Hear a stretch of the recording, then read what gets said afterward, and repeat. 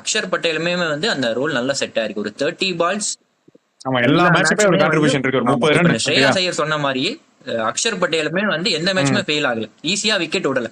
அந்த விக்கெட் விடாம ஆடுறது அப்படிங்கிறது அந்த தேர்ட் டவுனுக்கு ரொம்ப முக்கியம் இல்லையா? அதனால அந்த இதுமே வந்து நல்லா பண்ணி கொடுத்துருக்காரு. மேபி அந்த பேட்டிங் பிச்சர்ஸ் போகும்போது இவங்க 350 360 இல்ல ஒரு அந்த மாதிரி டார்கெட் செட் பண்ணணும்னா எப்படி அப்ரோச் பண்ணுவாங்க அப்படிங்கறத மட்டும் கொஞ்சம் பார்க்கணும்.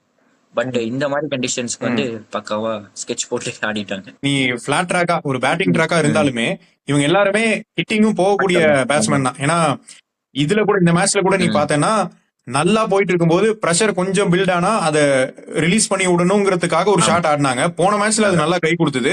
இந்த மேட்ச்ல பாத்தீங்கன்னா நல்லா ஆடிட்டு இருக்கிறவங்க அவுட் ஆறதுக்கே கூட அந்த மாதிரியான ஷாட் காரணம்.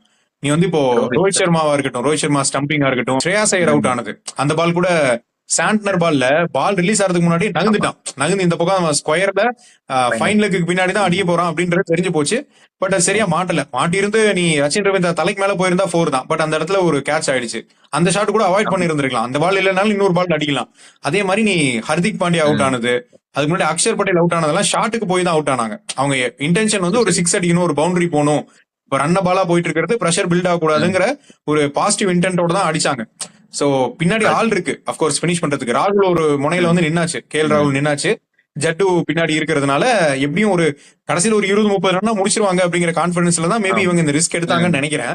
பட் இந்த ரிஸ்க் கூட கொஞ்சம் அவாய்ட் பண்ணி இருந்திருக்கலாம். ஏன்னா எல்லாரும் ப்ராப்பர் பேட்ஸ்மேன் போது இந்த பால் இல்லைன்னா நீ ஒரு லூஸ் பால் மாட்டும், அதுக்கு வெயிட் பண்ணி இருந்திருக்கலாம்.